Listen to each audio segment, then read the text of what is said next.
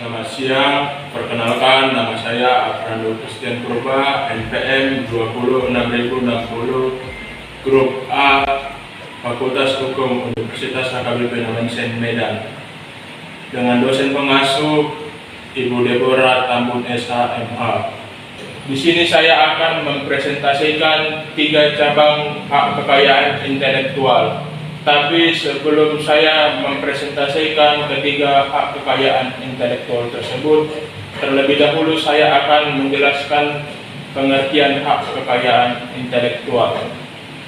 Hak kekayaan intelektual merupakan hak ekonomis yang diberikan oleh badan hukum kepada pencipta atau penemu atas suatu hasil karya dari kemampuan intelektual manusia atau jenis benda bergerak, baik itu berwujud maupun tidak berwujud, yang dikenal pertama kali pada negara dengan sistem Anglo-Saxon. Cabang-cabang hak kekayaan intelektual terdiri dari hak cipta, merek dagang, desain industri, indikasi geografis, paten, desain tata letak sirkuit terpadu, dan perlindungan informasi rahasia. Dari beberapa cabang hak kekayaan intelektual yang saya sebutkan tadi, saya mempresentasikan 3, diantaranya hak cipta, merek dagang atau indikasi geografis, dan rahasia dagang. Yang pertama, hak cipta. Yang dimaksud dengan hak cipta adalah hak eksklusif bagi pencipta untuk memperbanyak atau mengumumkan hasil ciptaannya, baik itu dalam bidang ilmu pengetahuan, seni, sastra, yang antara lain terdiri dari buku, program komputer, ceramah, kuliah, pidato, dan ciptaan lain yang sejenis dengan itu, serta hak yang berkaitan dengan hak cipta. Rekaman suara atau gambar, pertunjukan seseorang pelaku, misalnya seorang penyanyi atau penari di atas panggung, merupakan hak terkait yang dilindungi oleh hak cipta. Pencipta adalah seorang atau beberapa orang yang secara sendiri-sendiri atau bersama-sama menghasilkan suatu ciptaan yang bersifat khas dan pribadi.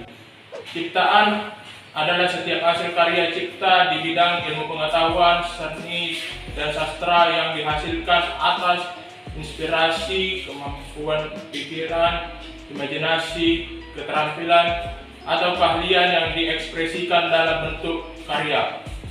Dalam Undang-Undang Nomor 28 Tahun 2014 Pasal 40 dijelaskan tentang ciptaan yang dilindungi, antara lain sebagai berikut. 1. Buku, pamflet, perwajahan karya tulis yang diterbitkan, dan semua hasil karya tulis lainnya. 2. Ceramah, kuliah, dan ciptaan sejenis lainnya. 3. Alat peraga yang dibuat untuk kepentingan pendidikan dan ilmu pengetahuan. 4. Lagu dan atau musik dengan atau tanpa teks. 5. Drama, musikal, tari, koreografi, pewayangan, dan pantomim. 6. Karya seni rupa dalam segala bentuk seperti lukisan, gambar, ukiran, kaligrafi, seni pahat, patung, dan kolasi. 7. Karya seni terapan dan karya arsitektur. 8. Karya peta. 9. Karya seni batik atau seni motif lain. 10. Karya fotografi. 11. Potret. 12. Karya sinematografi. 11. Terjemahan, tafsir, saduran, bunga rampai, basis data, adaptasi, aransemen, modifikasi, dan karya lain dari hasil transformasi. Dalam Undang-Undang Nomor 28 Tahun 2014 Pasal 41 yang berisi tentang hasil karya cipta yang tidak dilindungi hak cipta, yaitu 1. Hasil karya yang belum diwujudkan dalam bentuk apapun. 2.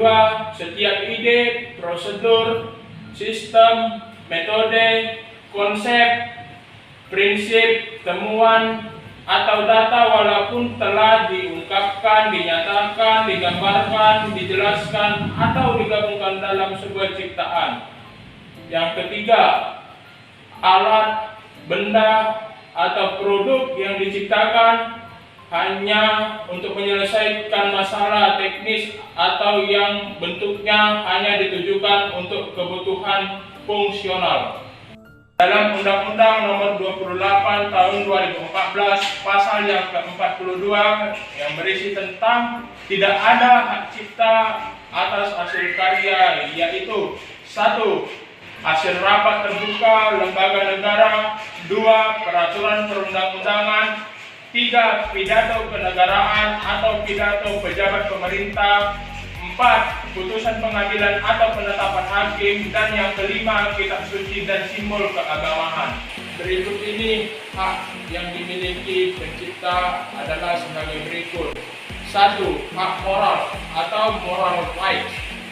Hak moral adalah hak yang melekat pada diri pencipta, yaitu hak untuk selalu dicantumkan nama pencipta dalam setiap ciptaannya, dan hak atas keutuhan ciptaannya tidak dapat dihilangkan atau dihapus tanpa alasan apapun, walaupun hak cipta ataupun hak yang berkaitan telah dialihkan.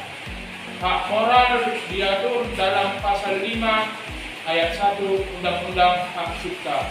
Yang kedua, hak ekonomi. Hak ekonomi adalah hak yang dimiliki oleh pencipta atau pemegang hak cipta untuk mendapatkan manfaat ekonomi dari ciptaannya, atau hak mengizinkan atau melarang orang lain untuk mengumumkan dan atau memperbanyak hasil ciptaannya. Berikut hak ekonomi yang meliputi diantaranya: 1. Hak penerbitan, 2. Hak penggandaan, 3. Hak penyebarluasan, 4. Hak adaptasi, 5. Hak atas rekaman suara, 6. Hak program siaran. Negara Indonesia mengatur tentang hak ekonomi melalui pasal 8 dan pasal 9 Undang-Undang Hak Cipta. Pelanggaran hak cipta menurut Undang-Undang Hak Cipta terdiri dari 1.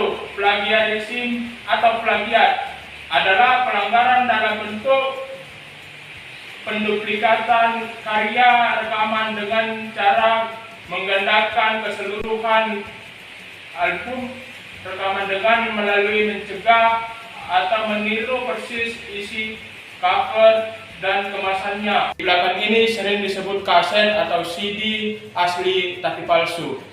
2. Pirate atau pembajakan. Pirate atau pembajakan adalah pelanggaran dengan cara memperbanyak karya rekaman melalui merangkum bermacam-macam lagu dari beberapa album rekaman suara yang dilindungi hak cipta dan laku di pasaran. Pelanggaran ini sering disebut dengan tabung seleksi atau ketikan. Yang terakhir adalah yang ketiga, bootleg. Bootleg adalah pembajakan rekaman suara yang dilakukan terhadap seorang penyanyi atau pelaku sedang melakukan pertunjukan atau live show di panggung dan tanpa izin dari penyanyi.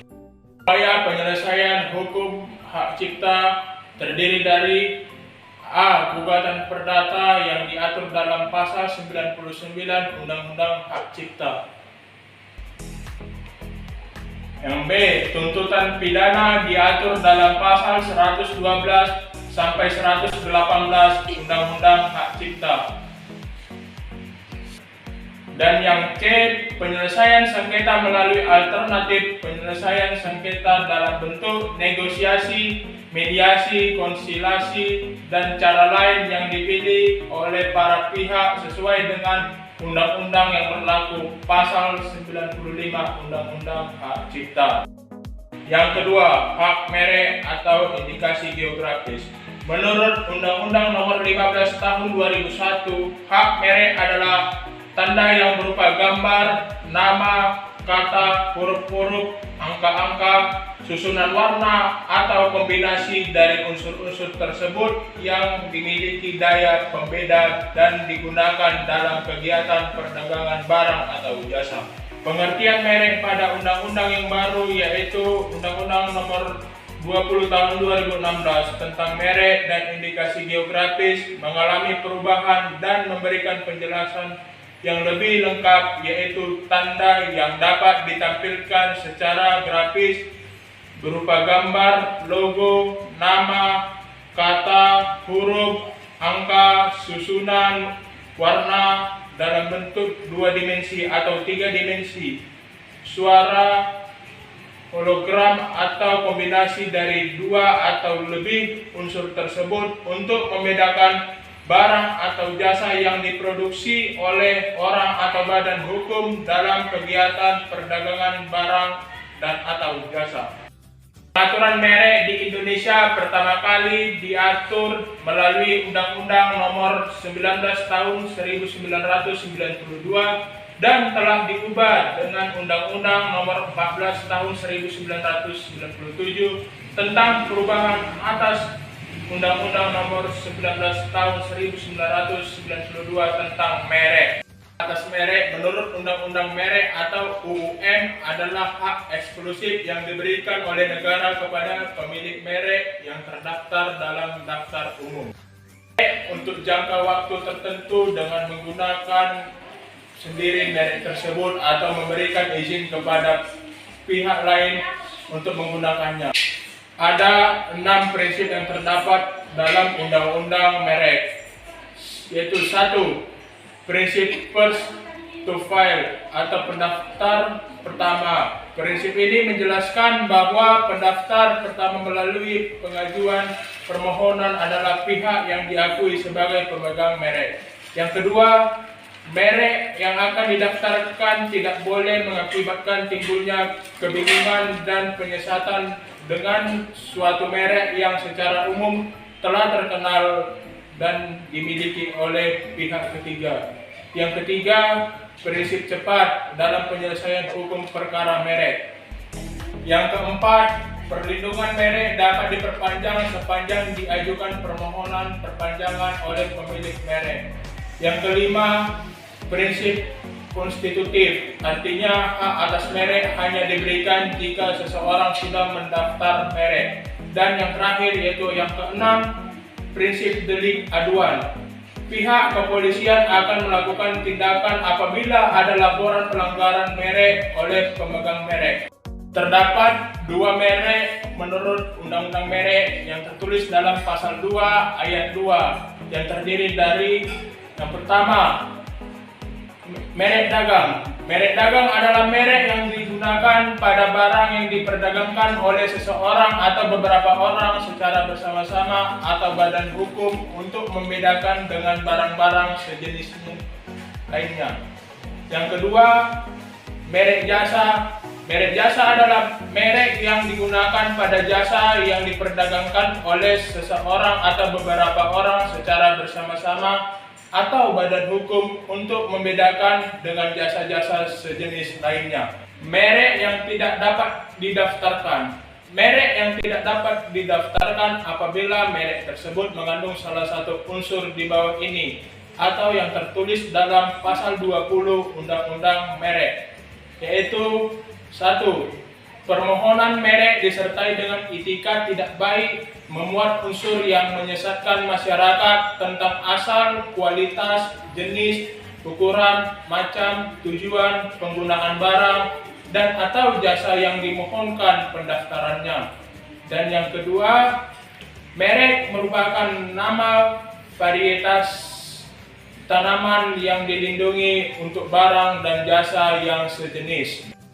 Bertentangan dengan ideologi negara, peraturan perundang-undangan yang berlaku, moralitas agama, kesusilaan, atau ketertiban umum.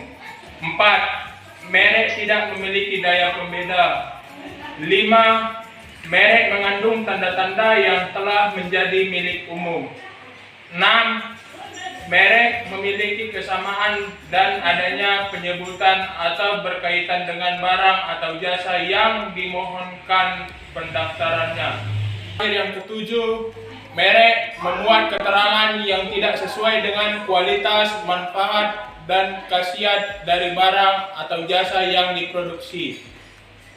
Barang dan jasa tertentu yang tidak sama dengan merek yang telah terdaftar adalah jika penggunaan merek terlihat adanya hubungan atau connection antara barang atau jasa tersebut dengan pemilik merek yang telah terdaftar sehingga dapat merugikan kepentingan pemilik merek. Contohnya adalah nama atau merek Pepsi yang terkait dengan nama terkenal rumah makan di Amerika Serikat akan dirugikan dengan nama tempat karaoke KFC di beberapa kota di Indonesia. Menurut pasal 20 dan 21 Undang-Undang Merek, suatu merek dagang tidak dapat dimohon pendaftarannya apabila bertentangan dengan peraturan perundang-undangan yang berlaku. Merek terdaftar tidak boleh sama dengan pokoknya atau keseluruhannya dengan merek terdahulu, baik berupa bunyi, ucapan, dan tulisan yang sama, dan merupakan ciplakan dari merek lain itu, sehingga dapat dikualifikasikan sebagai pendaftaran yang beritikat tidak baik yang tidak dapat dilindungi oleh hukum. Upaya hukum penyelesaian hak merek. Berikut ini mekanisme penyelesaian bagi pemegang merek yang ingin mempertahankan haknya, yaitu 1. Gugatan perdata. Mekanisme ini diatur dalam pasal Undang-Undang Merek. Yang kedua, tuntutan pidana. Ketentuan pidana pelanggaran merek diatur di dalam pasal 100 sampai 103 Undang-Undang Merek. Dan yang ketiga, penyelesaian sengketa melalui alternatif. Penyelesaian sengketa atau alternatif dispute resolution dalam bentuk negosiasi, mediasi, konsilasi, dan cara lain yang dipilih oleh para pihak sesuai dengan undang-undang yang berlaku atau menurut pasal 93 Undang-Undang Merek. Indikasi geografis. Indikasi geografis adalah suatu tanda yang menunjukkan daerah asal suatu barang dan atau produk yang karena faktor lingkungan geografis yang termaksud dalam faktor alam, faktor manusia atau kombinasi dari kedua faktor tersebut memberikan reputasi, kualitas, dan karakteristik tertentu pada barang dan atau produk yang dihasilkan. Sejarah indikasi geografis di Indonesia terdiri dari 1. Indonesia telah mengembangkan konsep indikasi geografis sejak tahun 2001. 2. Untuk paying hukum, indikasi geografis diatur oleh Undang-Undang Nomor 15 Tahun 2007 tentang merek dan Peraturan Pemerintah Nomor 51 Tahun 2007. Yang ketiga, Undang-Undang Nomor 20 Tahun 2016 tentang merek dan indikasi geografis. Dan yang keempat, sejauh ini sebanyak 66 produk Indonesia telah terdaftar sebagai indikasi geografis nasional dan 20 diantaranya adalah produk kopi. Terdapat dua dasar hukum indikasi geografis. Yang pertama, Peraturan Pemerintah Nomor 15 Tahun 2001 tentang indikasi geografis. Dan yang kedua, Undang-Undang Nomor 20 Tahun 2016 tentang merek dan indikasi geografis, atau tertulis dalam pasal 53 sampai 71 dan pasal 101 sampai pasal 113. Jangka waktu perlindungan indikasi geografis. Indikasi geografis terdaftar memperoleh perlindungan hukum selama ciri atau kualitas yang menjadi dasar diberikannya perlindungan atas indikasi geografis tersebut masih ada. Indikasi geografis mendapat perlindungan setelah terdaftar atas dasar permohonan yang diajukan oleh 1. lembaga yang mewakili masyarakat di daerah yang memproduksi barang yang bersangkutan. Yang kedua, pemerintah daerah, provinsi, atau kabupaten kota. Terdapat 3 lingkup indikasi geografis menurut Pasal 2 Peraturan Pemerintah Nomor 51 Tahun 2007, yaitu sebagai berikut. 1. Tanda, yaitu dalam bentuk nama, tempat, atau daerah maupun tanda tertentu lainnya yang menunjukkan asal tempat dihasilkannya barang yang dilindungi oleh indikasi geografis. Yang kedua, barang yang dapat berupa hasil pertanian, produk, olahan, dan hasil kerajinan tangan. Dan yang ketiga, indikasi geografis terdaftar tidak dapat berubah menjadi milik umum. Rahasia dagang. Pengertian rahasia dagang menurut Undang-Undang Nomor 30 Tahun 2000 tentang rahasia dagang, yaitu rahasia dagang adalah informasi yang tidak diketahui oleh umum di bidang teknologi dan atau bisnis, mempunyai nilai ekonomi karena berguna dalam kegiatan usaha dan dijaga kerahasiaannya oleh pemilik rahasia dagang. Lingkup perlindungan rahasia dagang meliputi metode produksi, metode pengolahan, metode penjualan, atau informasi lain di bidang teknologi dan atau bisnis yang memiliki nilai ekonomi dan yang tidak diketahui oleh masyarakat umum. Beberapa jenis rahasia dagang yang mendapat perlindungan hukum di sebagian besar negara adalah sebagai berikut. Yang pertama, daftar pelanggan. Yang kedua, penelitian pasar. Dan yang ketiga, penelitian teknis. Yang keempat, resep masakan atau ramuan untuk menghasilkan suatu produk. Dan yang kelima, sistem kerja tertentu. Dan yang terakhir, informasi keuangan atau daftar harga yang menunjukkan margin harga. Persyaratan rahasia dagang. Persyaratan rahasia dagang diatur dalam Pasal 3 Undang-Undang Rahasia Dagang. Sebuah rahasia mendapat perlindungan apabila informasi memenuhi syarat, yaitu sebagai berikut. Yang pertama, bersifat rahasia, di mana sebuah informasi dianggap bersifat rahasia apabila informasi tersebut hanya diketahui oleh pihak tertentu atau tidak diketahui secara umum oleh masyarakat. Yang kedua, mempunyai nilai ekonomi. Sebuah informasi dianggap memiliki nilai ekonomi apabila sifat kerahasiaan informasi tersebut dapat digunakan untuk menjalankan kegiatan atau usaha yang bersifat komersial atau dapat meningkatkan keuntungan secara ekonomi. Yang ketiga, ada upaya menjaga kerahasiaan. Sebuah informasi dianggap dijaga kerahasiaannya apabila pemilik atau para pihak yang menguasainya telah melakukan upaya untuk menjaga kerahasiaan.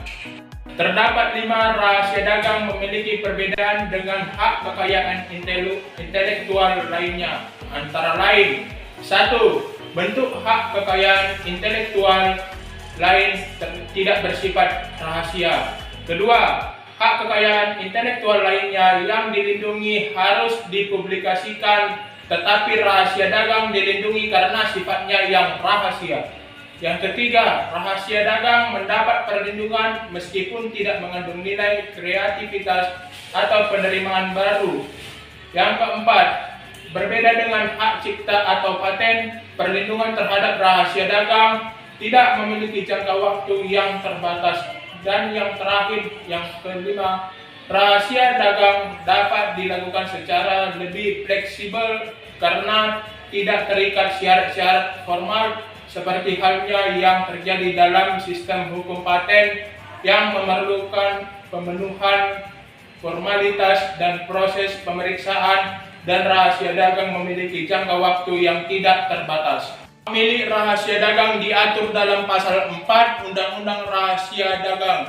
Pemilik rahasia dagang memiliki hak untuk 1. Menggunakan sendiri rahasia dagang yang dimilikinya. 2. Memberikan lisensi kepada pihak lain untuk menggunakan rahasia dagang melalui perjanjian lisensi. Yang ketiga, melarang pihak lain untuk menggunakan rahasia dagang atau mengungkapkan rahasia dagang itu kepada pihak ketiga untuk kepentingan yang bersifat komersial. Rahasia dagang merupakan harta kekayaan pribadi seseorang yang bersifat privat. Kepemilikan hak atas kekayaan memberikan kekuasaan langsung kepada pemilik untuk mengalihkan atau memberikan haknya kepada orang lain, sebagaimana ketentuan pasal 570 KUH Perdata yang menyatakan sebagai berikut. Hak milik adalah hak untuk menikmati kegunaan sesuatu kebendaan dengan leluasa, untuk berbuat bebas terhadap kebendaan itu dengan kedaulatan sepenuhnya, asal tidak bersalahan dengan undang-undang atau peraturan umum yang ditetapkan oleh suatu kekuasaan, berhak menetapkannya dan tidak mengganggu hak-hak orang lain. Kesemuanya itu dengan tidak mengurangi kemungkinan pencabutan hak demi kepentingan umum berdasar atas ketentuan undang-undang dan dengan pembayaran ganti rugi. Pengertian tersebut menjelaskan bahwa hak milik adalah hak yang paling sempurna atas suatu benda, yang mempunyai hak milik atas suatu benda yang berbuat apa saja dengan benda itu, baik itu menjual, menggadaikan, memberikan, bahkan merusak, asal saja tidak melanggar undang-undang atau hak orang lain. Pasal 9 Undang-Undang Rahasia memberikan pembatasan kepada pemilik rahasia, yaitu melarang membuat perjanjian lisensi dengan memuat ketentuan yang dapat menimbulkan akibat yang merugikan perekonomian Indonesia atau memuat ketentuan yang mengakibatkan persaingan usaha tidak sehat sebagaimana diatur dalam peraturan perundang-undangan yang berlaku. Dalam Undang-Undang Rahasia Dagang menentukan bahwa pengalihan hak rahasia dagang dapat dilakukan dengan cara yaitu sebagai berikut. Yang A, pewarisan, yang B, hibah, yang C, wasiat, dan yang D, perjanjian tertulis, dan yang E, sebab-sebab lain yang dibenarkan oleh peraturan perundang-undangan.